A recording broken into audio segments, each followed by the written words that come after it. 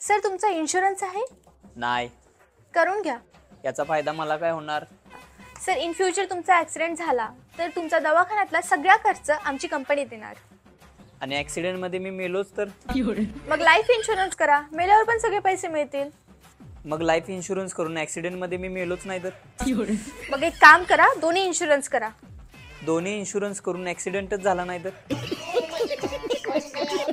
हे बघा सर, मृत्यू एक दिवस येणारच आहे. तुम्ही मेल्यावर तुमचे सगळे पैसे तुमच्या बायकोला मिळतील. माझ्या अगोदर माझी बायको मेली तर? कसला माणूस आहे हा, बायकोला पण मारतोय. बरं एक काम करा सर, तुमच्या बायकोचा पण इन्शुरन्स करून घ्या. तुमची बायको मेल्यावर त्यांचे पैसे तुम्हाला मिळतील. मग समजा आम्ही दोघं पण मेलो तर?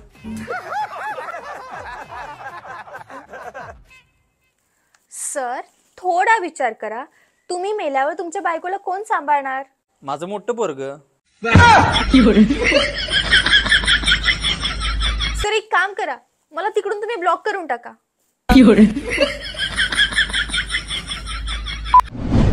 तू किती वाजता उठतोस? 11 वाजता. इतका लेट? खूपच आळशी आहेस. मी आळशी नाही हो, माझी स्वप्न मोठे आहेत. बरं तू लग्न कधी करणार आहेस? साखरपुडा झाल्यावर. शिक्षण वगैरे काय झालंय तुझं? 12वी पास आहे. अभ्यासातलं काय येतं का तुला? अभ्यासातलं थोडं थोडं येते. सांग बरं, फायनान्शियल मॅनेजमेंट म्हणजे काय? भर उन्हाळ्याच्या दिवसात 20 लोक बस स्टॉपवर बसची वाट बघत होते. एक भिकारी आला, प्रत्येकाकडून 1-1 रुपये भीक मागितली आणि रिक्षाने निघून गेला. त्याला म्हणतात फायनान्शियल मॅनेजमेंट. तू कोणाला घाबरतो का? कोणालाच नाही, कोणालाच घाबरत नाही. काल सापाला मी असं हातानं तोडलं, ते काहीच नाही. वाघाला तर असं मधनं फाडलं आणि जिराफाला कानपण मारली. अरे बापरे. मग काय, मला खेळण्याच्या दुकानातनं बाहेर काढलं.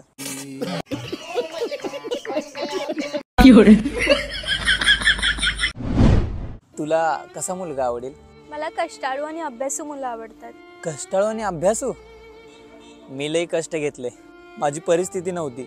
पावसाळ्याचे दिवस होते, पाऊस खूप पडायचा आणि त्याच्यामध्ये वीज पडायची ना, त्या विजेच्या उजेडामध्ये मी 4-5 धडे वाचायचो. नंतर पावसाळा संपला, आता काय करायचं? मग मी दगडावर दगड आपटून ज्या ठिणग्या निघतात ना, त्याच्या उजेडाखाली अभ्यास केलाय. पण मी अभ्यास आणि कष्ट घ्यायचं नाही सोडलं. नंतर अभ्यासाचा लोड इतका झाला की दगड आपटायला वेळ मिळत नव्हता. मग मी एक वही जाळली आणि त्याच्या उजेडामध्ये मी 5-6 धडे वाचून काढले.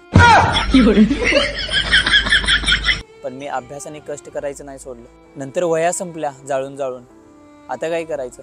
मग मी काजवे पकडले आणि बरणीमध्ये कैद केले आणि त्या काजव्याच्या उजेडावर मी अभ्यास केला. अरे मग एवढाच अभ्यासाचा शौक होता तर दिवसा अभ्यास करायचा ना. मग तू कॉलेजला का जात नाहीस? अगं एकाच शब्दाचा अर्थ प्रत्येक शिक्षक वेगवेगळा सांगतात.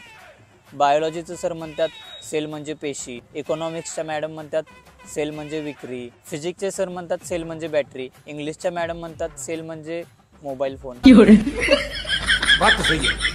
म्हणून मी कॉलेजच सोडलं. जिथं 4 शिक्षकांमध्ये एक मत नाही तिथं शिकून काय उपयोग? खरा अर्थ तर तवा कळाला जेव्हा मम्मी म्हणाली सेल म्हणजे साड्यांवरचं डिस्काउंट. बरं तुला 10वीला किती पर्सेंटेज पडले? त्यावरून समजेल की तू अभ्यासात किती हुशार होता. 35% काटावर बस. 35? मला 99 होते.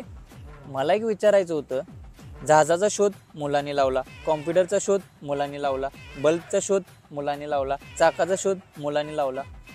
मग हे 99% घेऊन जातात कुठे मुली?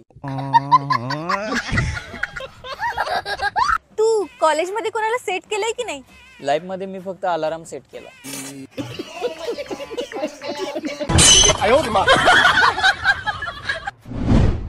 दूर तक निगाह में है गुल खिले. अरे आमच्या गणिताच्या मॅडम. नमस्कार मॅडम. नमस्कार. नमस्कार. अरे तू इथे राहतो? हो इथेच राहतो. बरे इथे भाजी मंडी कुठे आहे जवळपास? मी आता इथे राहायला आले. इथलं काय माहित नाही ना. इथून सरळ जा, 2 रोड दिसतील. एका रोडला X माना, एका रोडला Y माना. काय मानायचं ती माना, पण पण हे रोड सोडू नका. पायथागोरसचा थेरम वापरून पहिल्या बाजूचा वर्ग अधिक दुसऱ्या बाजूचा वर्ग बरोबर करणं याची जी किंमत येते तेवढ्या डिग्रीनं आपल्याला टर्न मारायचं. Sine theta plus cos theta हे गुणसूत्र वापरून पावले टाकत जा आणि 200 मीटर मध्ये किती पावलं होतील ती मोजा आणि त्याला 3.5 ने गुणा करा आणि चालत राहा. समोर मच्छी मार्केट आहे, तिथे एक नाला आहे, त्या नाल्यावरून तुम्हाला उडी मारायची आहे. पळत येऊन 8.5 प्रति किलोमीटर वेगाने तुम्हाला उडी मारायची. -4.3 अधिक 2.5 कंसात 80 डिग्री अँगलने तुम्हाला बेंड व्हायचंय. समोर बाजारपेठ आहे, आज बाजार नसतोय त्यामुळे तिथल्या भाजीपाल्यांना आपण एक्स मानू. जर मुलांनो तुम्ही मन लावून अभ्यास केला तर तुमच्याकडे मोठमोठ्या गाड्या असतील, बंगले असतील. मग मॅडम तुम्ही मन लावून अभ्यास नाही केला? केला बेटा? मग तुम्ही का रिक्षात नाही येताय?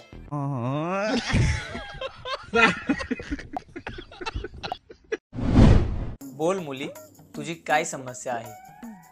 बाबा, माझा नवरा माझ्यासोबत खूप भांडतोय. मी असं ऐकलंय की तुम्ही आजपर्यंत लाखो लोकांची भांडणं मिटवली. प्लीज माझी पण मदत करा.